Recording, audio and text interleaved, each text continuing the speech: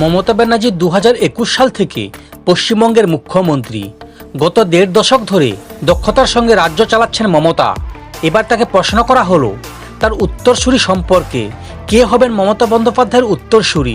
সম্প্রতি একটি জাতীয় গণমাধ্যম অনুষ্ঠানে অংশ নেন মমতা।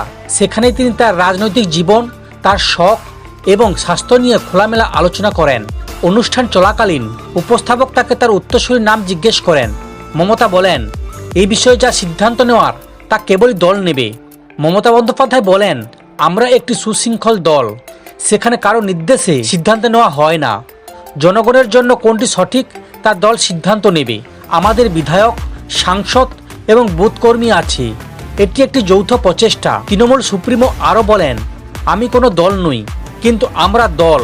এটি একটি যৌথ পরিবার এবং সকল সিদ্ধান্ত সম্মিলিতভাবে নেওয়া হবে। মমতা বন্দ্যোপাধ্যায়ের পর কে তৃণমূলের নেতৃত্ব দেবে তা নিয়ে বেশ কিছুদিন ধরে আলোচনা চলছে। সিনিয়র নেতা এবং তরুণ প্রজন্মর প্রাধান্য দেওয়ার প্রশ্নে মমতা বলেন, সবাই গুরুত্বপূর্ণ। যারা আজ নতুন তারা ভবিষ্যতে অভিজ্ঞ হবে। নতুন মেধাবীদের সুযোগ দেওয়ার কথাও বলেছেন তিনি। তৃণমূলের অনেকেই অভিষেক বন্দ্যোপাধ্যায়কে মমতা বন্দ্যোপাধ্যায়ের উত্তরসূরি হিসেবে দেখতে চান। কেউ তাকে ভবিষ্যৎ মুখ্যমন্ত্রী হিসেবে দেখছেন, আবার কেউ তাকে স্বরাষ্ট্রমন্ত্রী হিসেবে দেখতে চান। মমতার জায়গায় দলের সর্বভারতীয় সাধারণ সম্পাদককে নেতৃত্ব দেওয়ার কথাও রয়েছে।